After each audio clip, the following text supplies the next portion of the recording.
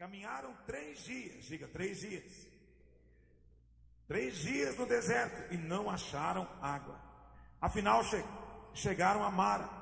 Todavia não puderam beber as águas de Mara, porque eram amargas. Por isso chamou-se-lhe Mara. Então a palavra Mara significa amargo em hebraico. E mesmo em português também significa amargo. E o povo murmurou contra Moisés, dizendo: que havemos de beber? Então Moisés clamou ao Senhor, e o Senhor lhe mostrou uma árvore. Lançou a Moisés nas águas, e as águas se tornaram doces.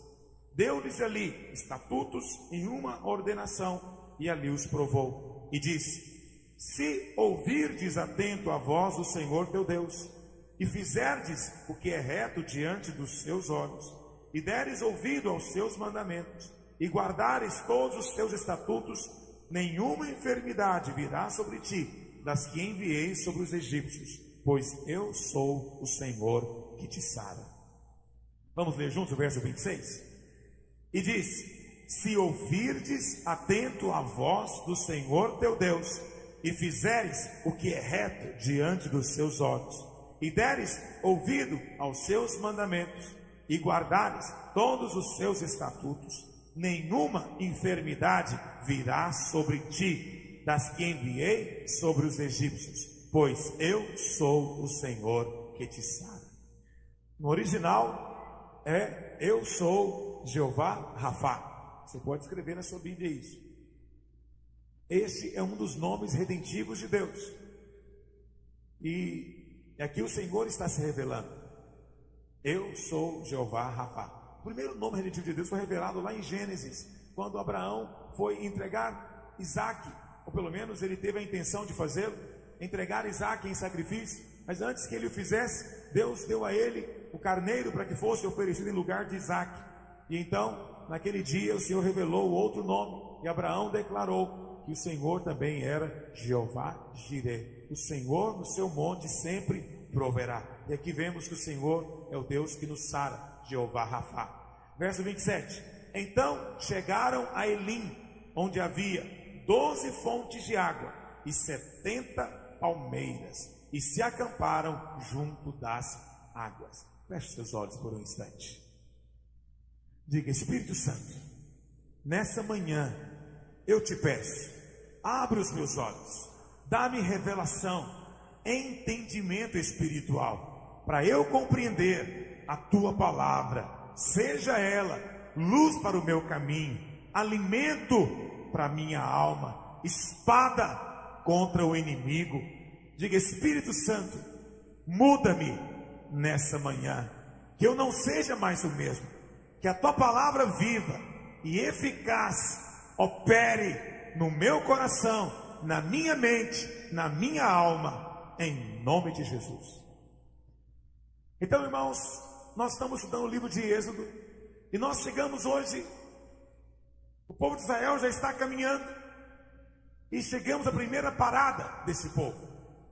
Eu quero que você memorize, porque o livro de Êxodo, ele é um quadro, um retrato, uma grande ilustração da nossa redenção, da nossa própria saída do Egito. Porque o Egito simboliza o Faraó, simboliza e o povo de Israel representa quem? A igreja, nós. Assim como Israel, nós também vivíamos no mundo debaixo da escravidão de Faraó. Mas um dia o Senhor Jesus, como Moisés, veio ao nosso encontro e nos livrou da escravidão, quebrou o jugo que estava sobre os nossos pés e nos deixou ir livres. Quantos tiveram essa experiência? E como Deus fez isso? Através de experiências. Então, para ficar fácil você compreender didaticamente, vai compreendendo as experiências que eles vão passando, e vai entendendo que essas experiências também têm a ver com a nossa vida. Qual foi a primeira experiência que eles tiveram com a libertação de Deus? Qual foi, irmãos? A primeira, qual foi? Páscoa. Diga para o seu vizinho: meu irmão, a primeira experiência foi a Páscoa. Diga para ele. Vou perguntar de novo agora. Qual foi a primeira experiência que eles passaram? A Páscoa. A Páscoa simboliza o quê? Simboliza a nossa salvação. Simboliza o dia em que o sangue de Jesus foi aplicado sobre as nossas vidas. E assim como o povo de Israel estava lá dentro da sua casa, matou o cordeiro, pegou o sangue do cordeiro, colocou nas portas do lado de fora, e por causa daquele sangue, o anjo da morte não pôde entrar na casa deles. A mesma coisa acontece conosco hoje. No dia em que nós cremos em Jesus, nós tomamos o sangue do cordeiro e nós aplicamos sobre a nossa vida. E agora estamos debaixo da proteção desse sangue, e o anjo da morte não pode tocar na nossa vida.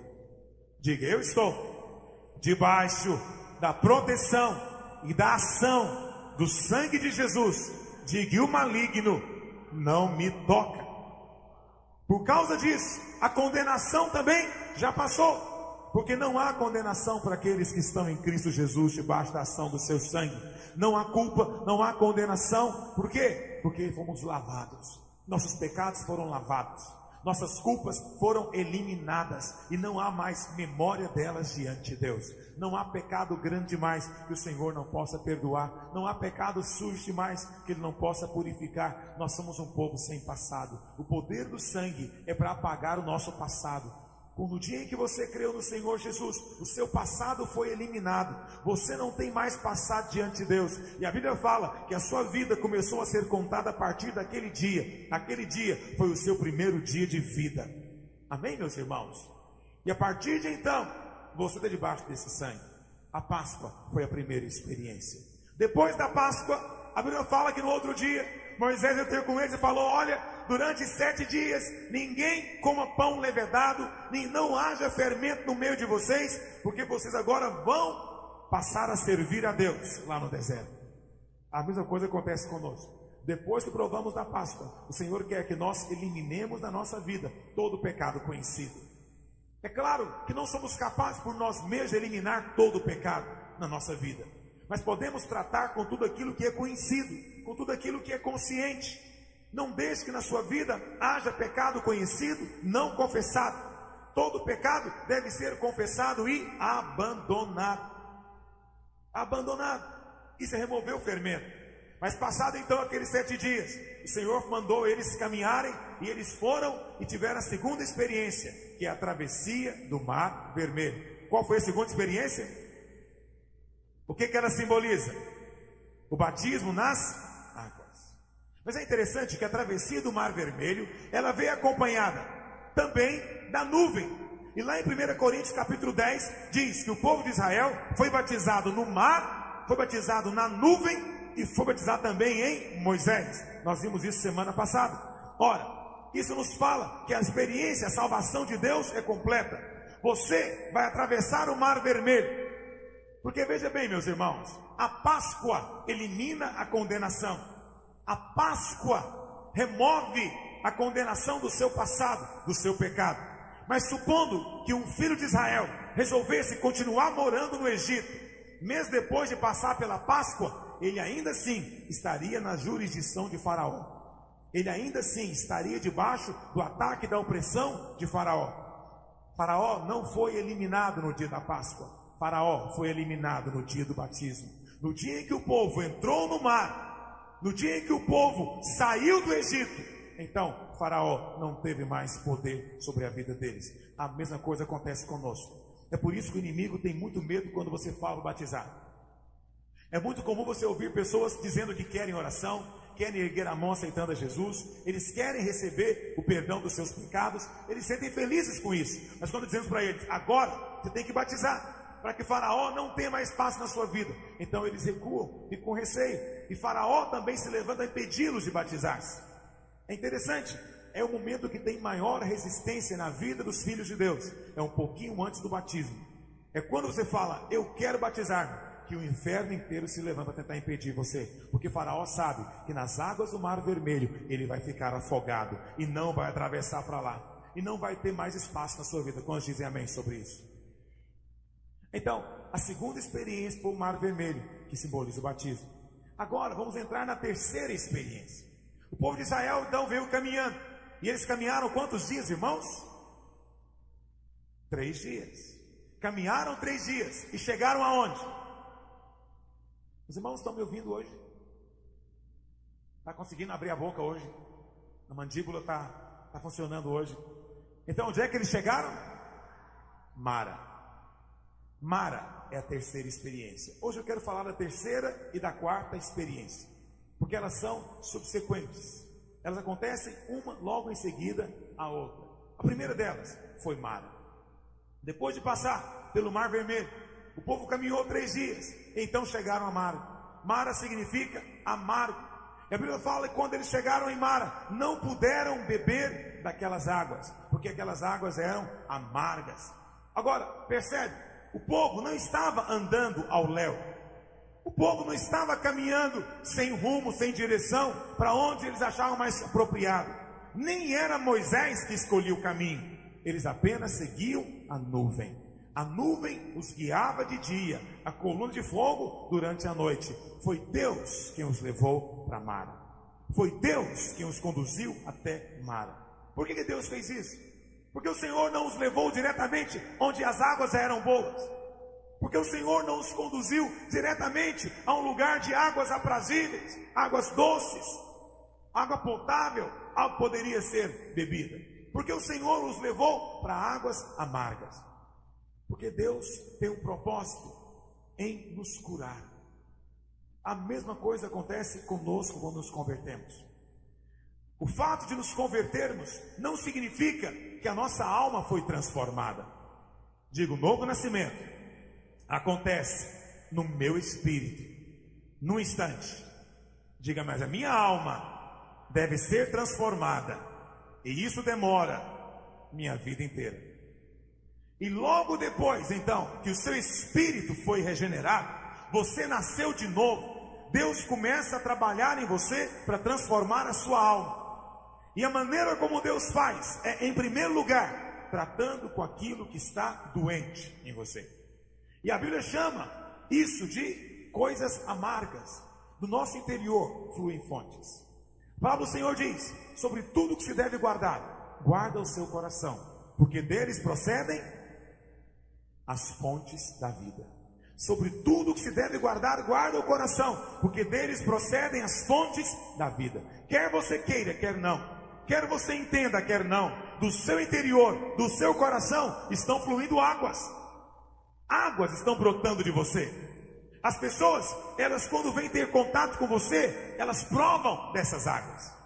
Elas tocam nessas águas. E que tipo de água tem fluído de dentro de você? Que tipo de fluir tem havido de dentro de você? Há pessoas que nós nos encontramos com ela e nós tocamos nela e nós podemos perceber a água que flui dela. E é uma água fresca, é uma água viva. E temos prazer de estar com ela. A pessoa nos dessedenta, a pessoa nos refrigera. Você encontrou irmãos assim?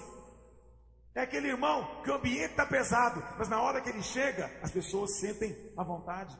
É aquela célula, às vezes tem 4 ou 5 irmãos reunidos ali, e a coisa não está fluindo, mas de repente chega o irmão fulano, mas dele flui águas doces, e na hora que ele chega, na hora que ele abre a boca, você sente, mudou o ambiente na hora que o fulano chegou. Por que será que ele é tão agradável? Será que a simpatia dele, isso é algo natural? Será que isso que ele tem é algo que nasceu com ele? Não é. É fruto de tratamento de Deus. Depois que Deus tratar com as águas que estão dentro de você, as pessoas vão gostar de estar perto de você. Eu sei que a tendência nossa é sempre ficar dizendo: nós é que somos rejeitados, essa igreja não me ama, os irmãos não me amam, ninguém vai na minha casa, ninguém me visita, ninguém quer estar comigo. Deixa eu dizer algo para você: as pessoas querem estar perto daquelas pessoas que têm água fluindo dela. Todo mundo vai querer estar perto quando a água que flui de você é uma água boa. Pastor, mas pode ser que tenha alguém que não tem água nenhuma? Não, não tem. Do coração procedem as fontes da vida. E essa fonte pode estar amarga. Amarga. Isso torna, nos rejeitamos, refugamos, não queremos estar próximos. Pastor, o que torna essas águas no nosso interior amargas? Será que é possível que tenha irmãos entre nós aqui hoje, fluindo águas amargas do seu interior? Sim. Pastor, significa que eu não sou salvo? É salvo. Significa que eu não fui perdoado? Foi perdoado. Mas existe algo nas suas fontes interiores que têm tornado as suas águas amargas. O que tornam as águas amargas? Primeiro, águas ficam amargas quando temos muito problema. Tribulação torna as águas turvas. Quando você passa por lutas constantes, lutas contínuas, uma após a outra, a tendência é você ficar amargo, tornar-se pessimista, tornar-se negativo, e vai tornando turva aquela água dentro de você. Se você tem passado por tribulação nesses dias, e tribulação que eu me refiro aqui não é de enfermidade, mas outros tipos de tribulação, tribulação nos relacionamentos, tribulação com o trabalho, tribulação com a sua manutenção de vida financeira, e isso tem sido para você um peso, ano após ano, parece que as coisas não mudam. Chega um ponto que as águas ficam turvas, mas Deus hoje quer purificar as suas águas interiores. Pastor, o que mais torna a água amarga? Segunda coisa que torna a água amarga: enfermidade. Enfermidade torna a pessoa com as águas amargas. Com as águas amargas. A minha mãe, ela sempre fala para mim: tem paciência comigo, que eu estou doente. E é verdade. A minha mãe tem estado enferma. Não é fácil estar enfermo. Quando estamos enfermos, de alguma maneira nossas fontes de vida são atingidas. Isso não é culpa sua. Você não deve se culpar por causa disso. Você não deve ficar se acusando por causa disso. Enfermidade às vezes é um peso. Enfermidade às vezes é algo que nos cansa a alma e torna nossas águas também amargas. Então vem estar conosco e as pessoas não conseguem sentir a doçura. Por quê? Porque a enfermidade contamina. E quando eu falo enfermidade, não me refiro à gripe que eu passo de vez em quando. Eu me refiro a enfermidades crônicas, aquelas que vêm, permanecem, que duram muito tempo, que demoram a sair. Enfermidades acontecem. Pastor, tribulação e enfermidade, que mais tornam as águas amargas? Águas ficam amargas quando o nosso coração tem ressentimento. E não é à toa que ressentimento na Bíblia é chamado também de amargura. Amargura. Se no seu coração existe mágoa, se no seu coração existe ressentimento, você pode ter certeza, as suas águas interiores estão amargas, estão contaminadas, estão sujas. Veja, essas coisas não são culpas suas. Tribulação vem sobre nós, não é culpa da gente. Enfermidade vem sobre nós. O que podemos fazer para impedi-las? Não escolhemos ficar doentes. Essas coisas vêm sem que nós desejemos. Mas você pode escolher a maneira como você vai passar por ela. Diga: eu não escolho a tribulação que eu estou passando. Diga: mas eu escolho com qual atitude vou passar por ela. É você que escolhe. Sabe, Deus permite tribulação sobre todos, adversidade sobre todos. E grande parte de nós tem que passar por enfermidade também. Você não pode escolher. Você não pode impedi-las. Na verdade, você deve até esperar por elas. Porque a tribulação tem que produzir coisas em nós. Elas são inevitáveis. Todavia, apesar de não podermos escolher a tribulação, podemos escolher com qual atitude vamos passar por ela. E é nessa escolha que está a cura. Daqui a pouco quero dizer mais sobre isso. Mas esse terceiro elemento que traz amargor é o ressentimento. Ressentimento também em si mesmo ainda não é pecado. Alguém fala: pastor, ele é que pecou contra mim, eu sou vítima, eu não fiz nada para ele pagou o bem com o mal, eu sempre ajudei, estendi a mão para ele, eu dei tudo de mim para aquela pessoa, e no final, com o que eu fui recompensado? Com o mal. Isso é do diabo. É verdade. Ressentimento é uma coisa complicada, porque a pessoa que fica magoada não reconhece que está errada, porque vem sobre ela um espírito de justiça. Consegue perceber? Essas três coisas que trazem amargor na nossa vida são coisas que nós não sentimos que temos controle sobre elas, e às vezes por isso mesmo deixamos que elas tomem conta da nossa vida. Sabe, pode ser que você está magoado com o irmão, com o líder, pode ser que está magoado com o pastor. Figuras de autoridade sempre nos magoam. Você pode estar magoado com o seu filho, ou você que é filho pode estar magoado até com o seu pai ou com a sua mãe. Você pode estar magoado com pessoas que feriram você no passado, já distante. Você pode dizer, puxa, eu nem lembro mais disso. Acontece que as águas podem até estar cobertas, mas lá de baixo ela está minando. Lá de baixo ela está minando. Lá de baixo tem um lençol, uma correnteza que ninguém vê. Não está aparecendo às vezes por fora, mas uma hora vai brotar e vai virar um rio e vai sair de dentro de você. Por isso não guarde amargura dentro de você. A primeira experiência que todo crente tem que ter depois da sua salvação é que ele precisa perdoar a todos. Ele não perdoa só quem merece, ele perdoa a todos, até quem não merece também. Quantos dizem amém sobre isso? Como é que Deus faz isso, pastor? Tá bom, eu tenho essas águas amargas, mas como é que Deus vai me curar? Qual que é o processo de Deus de cura? Para que essas fontes dentro de mim sejam purificadas. Vou contar para você. O caminho é jogar nas águas o madeiro. Na minha tradução não diz madeiro, diz árvore. Mas tem algumas traduções que falam madeiro. Alguém tem essa tradução que fala madeiro? Jogar o madeiro nas águas? É a Revista e Corrigida. É uma tradução bonita, mais poética. Porque na Bíblia, sempre a cruz é chamada de madeiro. Na Bíblia, a cruz sempre é descrita como sendo o madeiro. Pedro diz que ele carregou sobre o madeiro, não é? As nossas chagas, nossas enfermidades todas. Ele levou sobre o madeiro. O madeiro é a cruz. Qual foi a maneira como Deus purificou aquelas águas? Qual foi a maneira como Deus tornou aquelas águas doces? Jogando o madeiro nelas.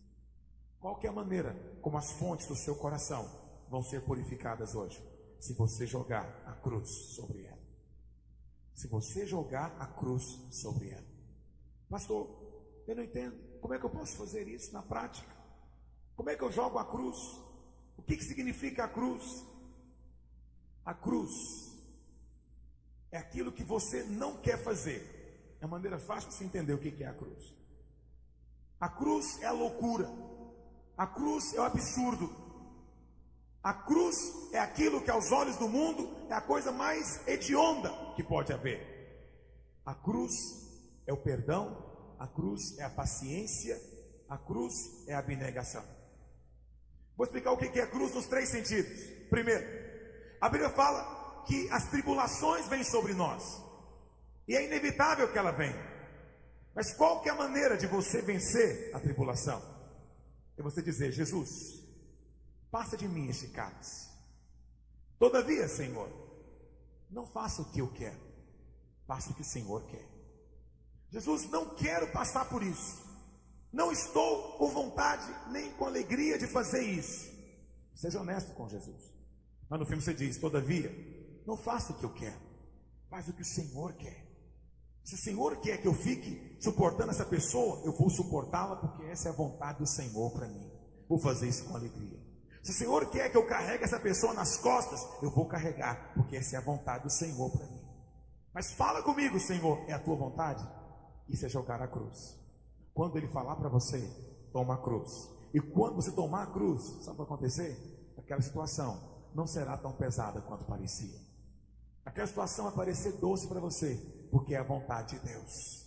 É a vontade de Deus. Porque uma coisa é você querer obedecer à vontade de Deus. Outra coisa é você resolver amar a vontade de Deus.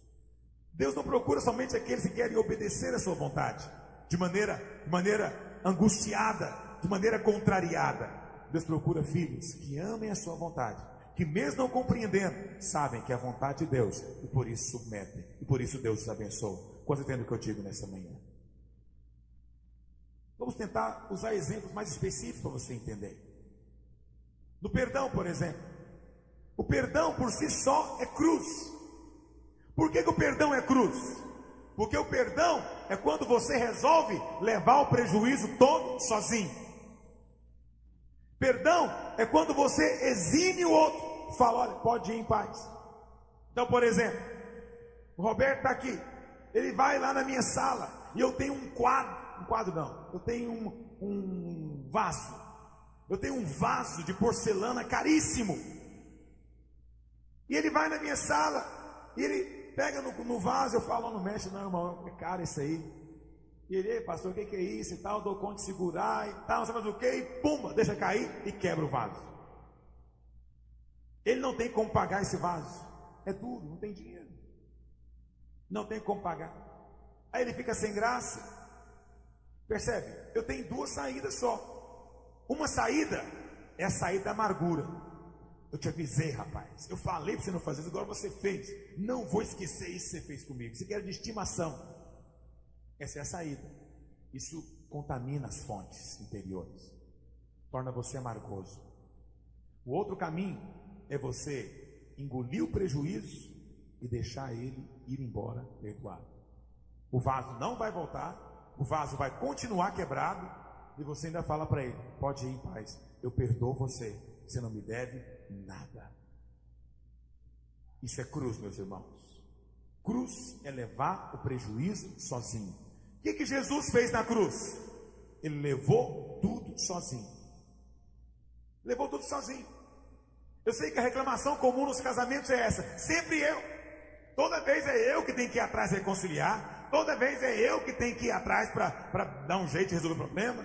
É o que eu mais ouço, é isso. Pastor, é só eu, esse sujeito, ele nunca vem atrás de mim tentar reconciliar, ele fica emburrado 3 dias, se eu não for atrás, morre assim. E aí a dificuldade de tomar a cruz é grande, né? Fala sempre eu, é isso. A cruz é isso, é você ir. Jesus tinha que levar pecado de alguém lá, dele, perdão. Ele não tinha pecado nenhum, ele tinha que ir para a cruz? Não, ele foi por causa do pecado de outros.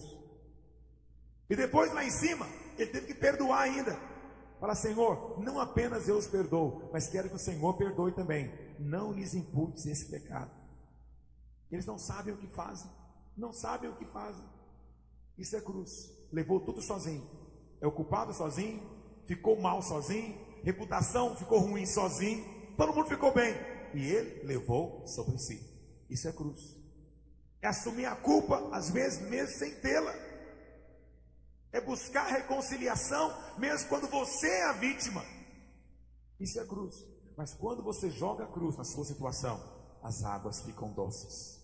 Toda amargor enviado pelo diabo é mudado, é transformado. Eu sei que nós gostaríamos de uma maneira mais fácil. Pastor, eu queria uma maneira mais fácil, uma maneira mais agradável, mas não tem jeito. Para que as águas do seu interior sejam mudadas, a cruz tem que ser tomada. E se você não fizer, quanto mais tempo demora, mais amargoso fica. Até que chega um ponto em que você vai se viver sozinho. Vira um eremita. Todos vão te isolar. Ninguém vai estar perto de você. Porque ninguém consegue beber das suas águas. Ninguém consegue ficar perto das suas águas, tão turvas, tão amargas, elas se tornaram. Pastor, eu falei para você agora mesmo, a maneira de você vencer o mal é com o bem. Isso é cruz. Por quê? Existem 3 atitudes possíveis. Há aqueles que pagam o bem com o mal. Esses são do diabo. Há aqueles que pagam o mal com outro mal. Isso é humano. Os homens são assim. Eles pagam o mal com outro mal. É assim que funcionam os filmes.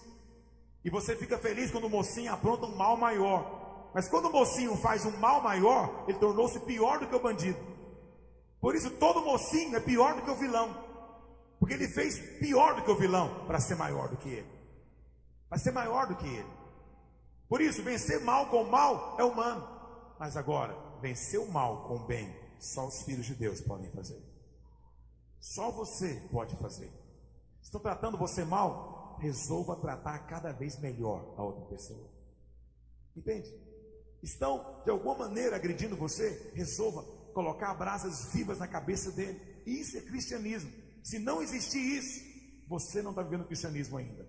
Você pode estar vivendo cultos de domingo, você pode estar vivendo músicas gostosas que dão calafrio, mas não está vivendo o cristianismo. A maneira de sermos cristãos é vencendo o mal com o bem. E alguém fala, pastor, mas ninguém vai pesar a mão nele, ninguém vai fazer nada contra ele. E onde é que fica a justiça? Nós não estamos aqui para fazer justiça contra ninguém nem contra nada. Nós estamos aqui para vencer o mal com o bem. Você crê que o bem é maior? é maior. Pastor, mas não tem o efeito, parece que não funciona a hora. Você pode ter certeza, funciona e arrebenta. Joga o madeiro nas suas águas. Joga o madeiro nas suas águas. Pastor, isso significa que eu tenho que sofrer todo tipo de coisas calado? Não, preste atenção. Você pode falar para o outro: olha, você está me ofendendo. Você está consciente que está me agredindo? Você está consciente que o que você está fazendo comigo está me machucando? Você pode dizer. Deus te dá o direito de ficar machucado. Deus te dá o direito de ficar chateado. Mas você não tem o direito de ficar amargurado. Você não pode ficar amargurado. Se ficar amargurado, as águas ficarão turvas. Amém, meus irmãos? Alguém fala: tá bom, essa é a única maneira? É interessante que o texto nos fala duas coisas. Primeiro, fala que as águas eram amargas, e a maneira como Moisés purificou as águas foi lançando a cruz sobre elas. Mas depois, logo em seguida, o Senhor, a Bíblia fala que Deus deu a eles estatutos, ordenação, e os provou e disse. Deus deu a eles estatutos, ordenanças e provas. Estatutos, ordenanças e provas são elementos de uma aliança. Deus fez com eles uma aliança ali na beira daquelas águas amargas e falou para ele: olha, se você tiver disposição de tomar a cruz, se você tiver disposição de vencer o mal com o bem, se no seu coração tiver disposição de jogar o madeiro para que as águas fiquem boas, vou prometer algo para você: eu não vou deixar que o inimigo toque você. Eu não vou deixar que as enfermidades dos egípcios venham sobre você. As pragas não vão chegar na sua casa. Se houver disposição de andar pelo caminho do madeiro, pelo caminho da cruz, e quem quiser ser discípulo tem que tomar a cruz, o Senhor diz: nenhuma enfermidade virá sobre você. Isso é chamado de aliança. Aliança. Pastor, como é que é isso? Bem, irmão, existe um outro texto da palavra de Deus. Quero que você abra lá, por gentileza. Onde o Senhor purificou águas, onde haviam águas amargas, águas ruins, que também foram purificadas. Abre lá em 2 Reis, capítulo 2, verso 19. 2 Reis, verso 2, perdão, capítulo 2, 2 Reis, capítulo 2, verso 19, acharam?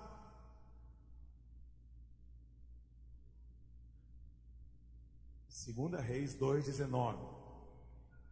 Os homens da cidade disseram a Eliseu: eis que é bem situada esta cidade, como vê o meu senhor. Porém as águas são o que, irmãos?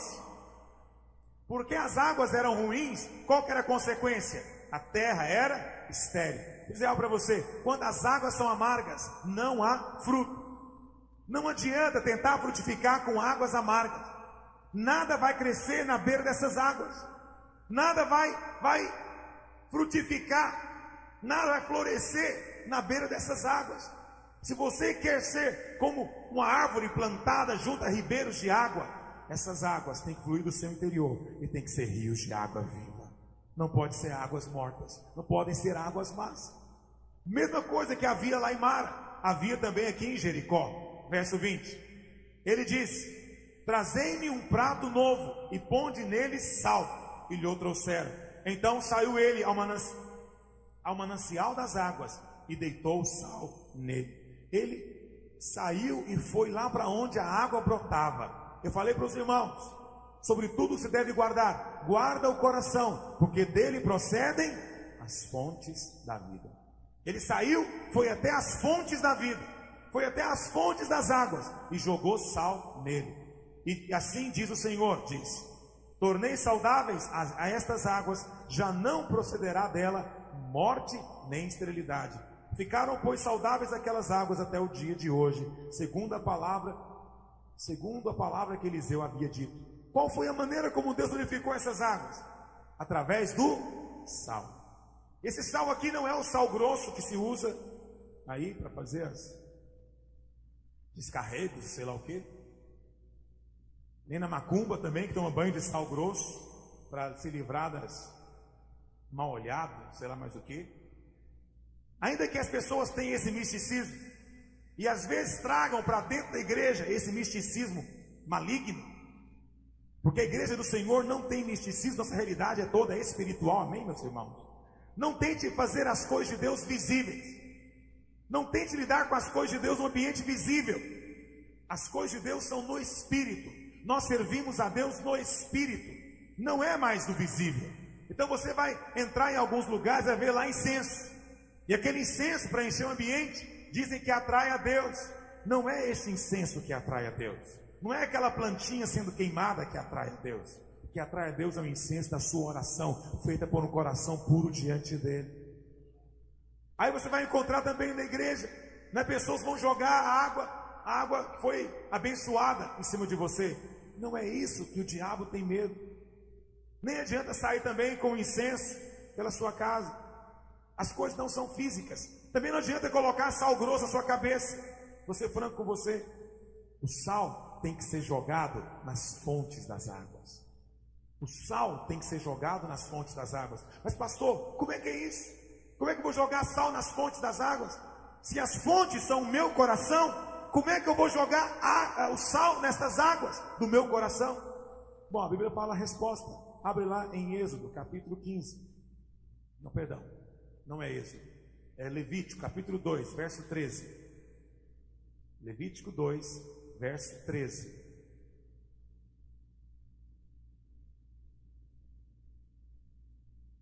A Bíblia explica a Bíblia. Não tente deduzir significado da palavra de Deus. A Bíblia explica a Bíblia. Não é fruto de curiosidade humana, é fruto de explicação de Deus. E olha o que diz lá em Levítico capítulo 2, verso 13. Toda oferta, vamos ler juntos? Toda oferta dos teus manjares temperarás com a tua oferta de manjares, não deixarás faltar o quê? O sal do quê? O que significa o sal na Bíblia então? Aliança. É o sal da aliança. Volta lá para Êxodo. Aí você vai ler lá em Êxodo e você não fica sem entender por quê. E você então lê o livro de Êxodo e você vê lá que eles chegaram a Mara e as águas eram amargas. E então Deus mandou Moisés jogar uma certa árvore nas águas e as águas ficaram boas para se beber, ficaram doces. Aí você entende, bom, interessante essa história, parece uma mágica. E logo em seguida o Senhor fala: olha, se vocês ouvirem a minha voz, se vocês cumprirem meus mandamentos, se vocês tomarem esse madeiro em cada circunstância, em outras palavras, se vocês tomarem sobre si a cruz, forem meus discípulos, eu vou fazer uma aliança com vocês. Nenhuma das enfermidades que vieram sobre os egípcios virão sobre vocês, porque eu sou o Senhor e farei cumprir minha palavra na vida de vocês. Por que o Senhor faz essa promessa logo depois das águas de mar? Muito simples. Primeiro, porque essas águas são simbólicas. Essas águas falam das águas do nosso coração. Segundo, muitas vezes essas águas estão amargas. Terceiro, essas águas são purificadas de duas maneiras. A primeira maneira é jogando madeiro sobre elas. A segunda maneira é crendo na aliança de Deus. Quando você crê na promessa de Deus, quando você crê na palavra de Deus, quando você apropria da palavra de Deus e fala: eu creio nesta verdade, esta palavra é sal no seu coração. Esse sal jogado nas fontes do seu coração tem o poder de purificar você. Mas não basta crer na mente, não basta jogar o sal no entendimento, tem que jogar o sal no coração, que é de onde procedem as fontes. Se a palavra de Deus estiver no seu coração, se você crer nela de todo o seu coração e dizer: eu creio nessa verdade de todo o meu coração, eu creio que Deus tem para mim cura, eu creio que eu não tenho que morrer de enfermidade alguma, eu creio que eu vou ter uma vida longa sobre a terra, que os meus dias serão mais de 70 anos, que é a promessa do Senhor, eu creio que verei os filhos dos meus filhos. Se você crê de todo o seu coração na palavra de Deus, esta palavra será sal no seu coração e vai ter o poder de torná-las doces. Sabe o que é melhor? As pessoas virão para beber dessa água do seu interior. Pessoas que têm o coração cheio do sal da palavra de Deus, as pessoas vêm porque ele tem sabor. Elas vêm porque ele produz sede nelas. Ele libera uma palavra e aquela palavra é sede. Por quê? Porque essa água é temperada com o sal da palavra de Deus. Ela tem sabor, ela tem gosto. ela é água que cura, porque depois que essas águas são purificadas com sal, já não há mais esterilidade, já não procede mais dali morte, mas somente vida. O propósito de Deus é que do nosso interior fluam rios de águas vivas. O Senhor Jesus disse, depois da festa, Ele ergueu sua voz e disse: quem crer em mim, como diz a Escritura, do seu interior fluirão rios de água viva. Do seu coração não tem que fluir rios de águas ruins. Do seu coração não tem que haver águas amargas. Deus quer purificar essas águas hoje. Deus quer hoje que essas águas sejam tornadas doces para a glória dele. Amém, meus irmãos? Esse é o propósito de Deus. É a terceira experiência que eles tiveram. Daqui a pouco vamos orar com os irmãos sobre isso. Mas eu gostaria também de falar sobre a experiência seguinte que eles tiveram. Cada experiência foi um lugar. A primeira experiência qual foi, irmãos? A segunda experiência. A terceira experiência em Mara. E a quarta experiência foi num lugar chamado Elim. Volta lá para Êxodo capítulo 15. Olha o verso 27. Olha o que diz. Então chegaram a Elim. Lá em Elim haviam duas coisas interessantes. Lá havia 12 fontes de águas e 70 palmeiras. Diga, 12 fontes, 70 palmeiras. Na Bíblia nada é por acaso. Nada acontece por acaso. Primeiro eu falei para você que Deus vem para tirar o amargor da sua vida. Primeiro eu falei para você que o propósito de Deus é tirar tudo aquilo que está tornando as suas águas interiores turvas. Depois, o alvo de Deus é que esse fluir seja tão grande, seja tão completo, tão extraordinário, que não seja apenas para você, mas para descedentar todos aqueles que estão ao redor de você. É por isso que o alvo de Deus é fazer de cada crente um ministro. Deus fará de você um ministro e vai usar você para matar a sede de dezenas, talvez centenas estão ao redor de você. Cada um tem o seu chamado. Pastor, o que significa essas 12 fontes e essas 70 palmeiras? Em primeiro lugar, a palavra Elim. O que significa Elim? Elim tem dois significados. Um significado é palmeira, palmeira do hebraico. O outro significado é poderoso, forte, poderoso. Elim significa poderoso. Talvez porque a palmeira seja uma árvore poderosa, as palmeiras gigantes principalmente.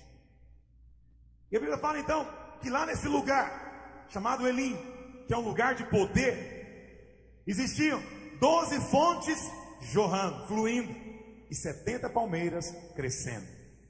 12 fontes que fluem, 70 palmeiras que crescem. Preste atenção nessas duas coisas: fluir e o crescer. Fluir e crescer. Onde estiverem as fontes das águas fluindo, ali haverá o crescer da vida de Deus. Haverá o crescer da vida de Deus. Por que 12? Por que 70? Na Bíblia nada é por acaso. Na Bíblia os números têm significado. Se você quer saber o significado dos números na Bíblia, tem um estudo que nós ministramos no Apocalipse. É uma das fitas, a segunda ou a terceira, se não me engano. Você pode ter em detalhes lá. Mas para que você tenha uma noção, eu vou explicar para você o que significa o número 12 e o número 70. Na Bíblia, o número 12 tem o mesmo significado do número 7 e até do número 3. Mas preste atenção, na Bíblia esses três números são números completos, números plenos. O 3 simboliza a Trindade. O 3 simboliza o Deus triuno, Pai, Filho e Espírito Santo. Autossuficiente, completo em si mesmo, não precisa de ninguém, não é servido por homem nem por criatura alguma. Ele é o Deus Todo-Poderoso. Esse é o número 3. O número 7 simboliza o quê? A junção de Deus com o homem para fazer a sua obra nessa dispensação, na nossa geração. Na Bíblia o número 7 sempre é uma junção de 3 mais 4 ou de 6 mais 1. O 3, eu falei para você, significa Deus. O 4 simboliza a criação. 3 mais 4 é o 7, que simboliza Deus unido com a sua criação para executar o seu propósito nesse tempo, nessa geração. Por isso, tudo que você vê 7 na Bíblia, em termos espirituais, simboliza isso. Um tempo perfeito, onde Deus, unido com a sua criação, realiza o seu propósito. Outras vezes, o 7 é a combinação de 6 e 1. 6 é o número do homem. O homem foi criado nesse dia. 6 é o número do homem. Alguém fala, pastor, mas 666 não é número do diabo? É engano seu. A Bíblia não fala que 666 é o número do diabo. A Bíblia fala que 666 é o número do homem. É muito homem em oposição a Deus. O anticristo, mais do que ser diabo, ele vai ser homem. O homem que vai se levantar como sendo Deus. Por isso esse número simbólico. Preste atenção então. Às vezes 7 é 6 mais 1. Ou seja, o homem criado unido com 1. E também é o Deus, significa Deus, o Deus único. O que significa então 7? 7 é Deus unido com a sua criação para executar o seu propósito nessa geração, no tempo. E 12? 12 tem o mesmo significado de 7. Só que 12 não é 3 mais 4 como 7. 12 é 3 vezes 4. O que significa o 3 vezes 4? É Deus não apenas unido, mas Deus amalgamado. Deus misturado. De tal maneira que agora é inseparável com o homem, com a sua criação. Mas agora não mais para executar o seu plano nesse tempo, mas para a eternidade. Houve um dia em que Deus se fez homem em Cristo Jesus. E agora, quando Deus se une a você, essa união não tem retorno mais. Deixa eu dizer algo para você. Se Deus entrou dentro de você, do seu coração, Ele nunca mais vai sair daí de dentro. A Bíblia fala que você foi unido ao Senhor e agora é um só Espírito com Ele. Diga, eu fui unido ao Senhor e eu sou um só Espírito com Ele. Isso na Bíblia é simbolizado pelo 12. É Deus de tal maneira misturado com o homem que não tem mais separação. Vou te dar alguns exemplos. É por isso que você vai encontrar no Apocalipse tudo que é ligado com o tempo é 7. Então são 7 taças, 7 selos, são 7 trombetas, porque tudo isso tem a sua consumação. Mas quando você chega na Nova Jerusalém, tudo é 12. Você vai encontrar lá que são 12 portas, 12 fundamentos, não é? São os 12 tronos, são os 12 apóstolos, são as 12 tribos. Tudo aquilo que é 12 é para a eternidade. Tudo aquilo que é 7 é para o tempo. Por que lá tinham 12 fontes fluindo? Porque essas fontes estão fluindo em você.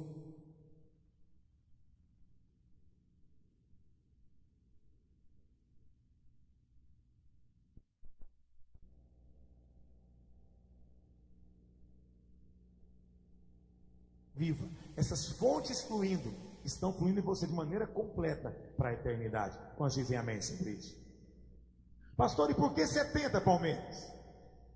70 na Bíblia também tem significado. 70 na Bíblia é 7 vezes 10.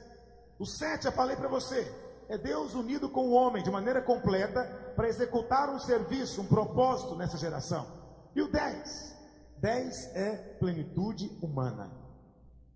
10 na Bíblia, plenitude humana. É por isso que são 10 dedos. O sistema é decimal. É por isso que foram 10 mandamentos, porque foram dados para o homem. É a plenitude humana.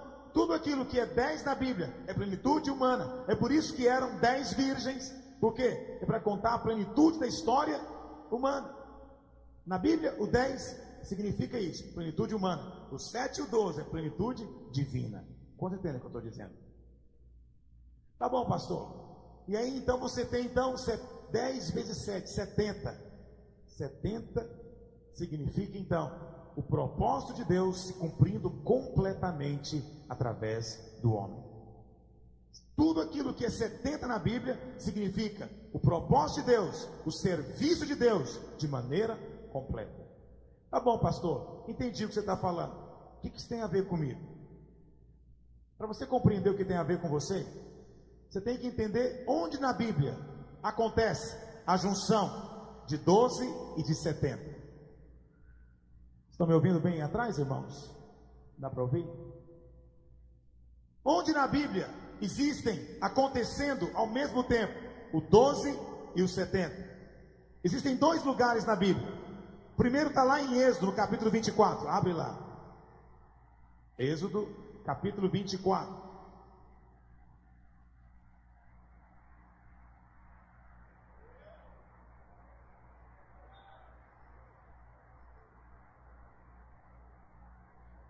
Êxodo capítulo 24, verso 1 diz: Disse também Deus a Moisés: Sobe ao Senhor, tu e Arão, e Nadab e Abiú, e quem mais, irmãos? 70. Olha o verso 4.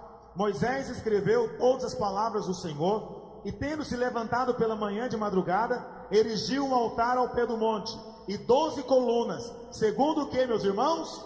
As 12 tribos. Aqui você tem então 12 tribos e o que mais? 70 anciãos. Lá em Elim você tinha 12 fontes, 70 palmeiras. Aqui você tem 12 tribos, 70 anciãos. Para que isso? Para o propósito de Deus. Qual que é a outra ocasião que acontece isso? No Novo Testamento. Vai lá para o Novo Testamento. Abre lá em Lucas. Lucas capítulo 9. Vou ter que encerrar mais cedo hoje. A minha voz não aguenta essa concorrência. Lucas capítulo 9. Olha o verso 1, o que diz? Lucas 9, verso 1. Tendo Jesus convocado os 12, quantos que ele convocou, meus irmãos? Deu-lhes poder e autoridade sobre todos os demônios para efetuarem cura. No capítulo 9, a Bíblia fala que Jesus chamou 12. Mas no capítulo seguinte, capítulo 10, olha o verso 1, o que diz? Depois disso, o Senhor designou quantos, irmãos? Outros 70. E os enviou de 2 em 2, para que o precedessem em cada cidade e lugar onde ele estava para ir. Olha que interessante. Você tem 12 discípulos e mais 70 obreiros enviados para o trabalho. Lá com Moisés tinham 12 tribos e 70 anciãos. Lá em Elim tinham 12 fontes e 70 palmeiras. Por quê? Essas coisas não são por acaso. Por que quando Deus chamou Moisés, Moisés tinha 12 tribos e 70 anciãos? Por que quando Deus chamou Jesus, Jesus tinha 12 apóstolos e 70 discípulos que foram enviados? Porque tanto Moisés quanto Jesus tinham um serviço para realizar para Deus. Tanto Moisés quanto Jesus estavam edificando algo. Moisés estava edificando a nação de Israel e Jesus estava edificando a sua igreja. E a sua igreja é edificada em cima de 12 fontes que fluem, 70 palmeiras que crescem. 12 discípulos, 12 apóstolos, 70 discípulos. 12 tribos, 70 anciãos. O que significa então o 12 e os 70 juntos? Significa o fluir e o crescer para o serviço da casa de Deus. Você vê então a sequência da história. Primeiro você vê a Páscoa, a salvação. Depois vem o Mar Vermelho, que é o batismo, a separação para Deus. Mas uma vez que agora você está dentro da igreja, frequentando uma célula, envolvido no corpo de Cristo, Deus agora começa a levar você a se encaixar. E a primeira coisa que Ele faz com você, Ele trata com as águas que estão amargas. Ele ensina você a vencer o mal com o bem. Ele leva você a perdoar, a liberar perdão, a não guardar nenhum tipo de ressentimento. Ele ensina você que esse sal jogado nas fontes do seu coração, o sal da palavra, o sal da aliança, tem o poder de tornar as águas doces, saudáveis. Isso tudo Ele faz em Mara. Talvez alguns de nós aqui hoje estamos em Mara. Talvez alguns de nós aqui hoje estejamos precisando de ter essas águas purificadas. De alguma maneira elas têm ficado turvas. Pastor, eu vou a Mara apenas uma vez na minha vida e pronto. Mara é um princípio espiritual. Você volta ali muitas vezes na sua vida. Sempre que de alguma maneira o diabo conseguir tornar as águas escuras e amargas, você vai ter que voltar a Mara para ter as suas águas purificadas. E é interessante que logo em seguida Deus pega, os tira de Mara e os leva para Elim. Ele diz: meu alvo com você não é só purificar essas águas dentro de você. Meu alvo com você não é só que do seu coração agora as fontes sejam boas, mas eu quero do seu coração flua um rio de água viva. Por isso são 12 fontes. Por isso são 12 fontes. Porque é água 12 vezes intensificada. É água que flui para a eternidade. Deus quer que no seu interior flua da unção, flua do poder, flua da graça dele. Isso para quê? Para produzir crescimento, frutificação. Por isso tem que haver as 70 palmeiras. Uma vez que as águas foram purificadas, você tem que ser cheio do Espírito, tem que ser batizado no Espírito, tem que fluir no Espírito Santo de Deus. A vitória não vai vir só porque você aprendeu a usar a cruz. A vitória vem quando você aprende a ser cheio do Espírito. Temos que ser cheio do Espírito a cada dia. Precisamos da unção do Espírito no nosso casamento, precisamos da unção do Espírito no nosso trabalho, precisamos da unção para poder fazermos qualquer coisa na casa de Deus. Não importa se pregar, aconselhar, cantar, tocar, não interessa o que seja. Nós não podemos viver sem o fluir das 12 fontes do nosso interior. E uma vez que essas fontes fluem, Deus nos dá um lugar de trabalho, de serviço, de frutificação, representado pela plenitude na nossa vida da obra de Deus. Quando tem as fontes fluindo, as 70 palmeiras estão crescendo. A palavra do Senhor diz no Salmo 92, verso 12: como a palmeira florescerá o justo. Como a palmeira florescerá o justo. Crescerá como os cedros do Líbano, plantados na casa do Senhor. Quantos foram plantados na casa do Senhor nesses dias? Fique de pé onde você está. Eu gostaria de orar com você. Feche seus olhos onde você está. O propósito de Deus é que essa fonte de vida eterna flua do seu interior. Esse é o propósito de Deus. João 7,38 diz: quem crer em mim, como diz a Escritura, do seu interior fluirão rios de água viva. Essas 12 que significa a plenitude para a eternidade, essas 12 fontes representam a unção do Espírito Santo, o batismo no Espírito Santo, o ser cheio do Espírito Santo.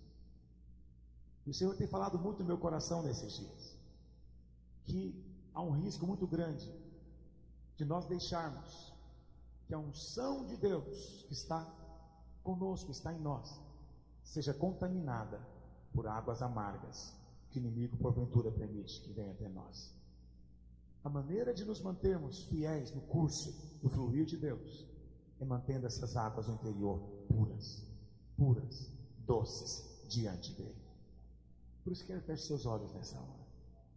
Deus quer conduzir você a Elim. É um oásis no meio do deserto. O Senhor quer conduzir você a um lugar de crescimento, de frutificação, de fluir. Mas para isso, antes, as águas têm que ser purificadas. Eu queria saber nessa manhã, alguém entre nós gostaria de receber oração? Porque de alguma maneira você sente que as fontes do seu interior têm sido contaminadas. Você sente que essas águas têm se tornado amargas. Alguns têm ficado amargos por causa de tribulação que têm passado. E têm ficado amargos porque a situação parece tão difícil, tão árdua. Outros têm ficado amargos por causa de enfermidade. Mas para isso o Senhor diz: eu sou Jeová Rafa, eu sou o Senhor que te cura. Outros têm estado com as águas contaminadas por causa de ressentimento. Estão amargurados porque pessoas agrediram, pessoas feriram, pessoas machucaram. E isso tem tocado essas águas do seu coração. Joga madeiro hoje. Venha jogar o madeiro da cruz sobre isso. Venha liberar o perdão de Deus sobre essas coisas.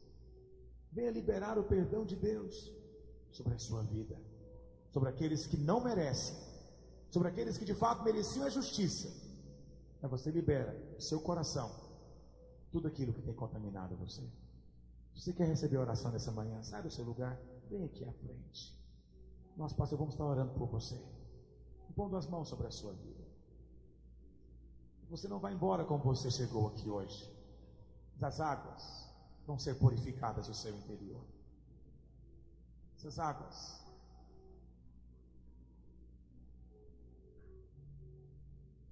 comece a orar agora.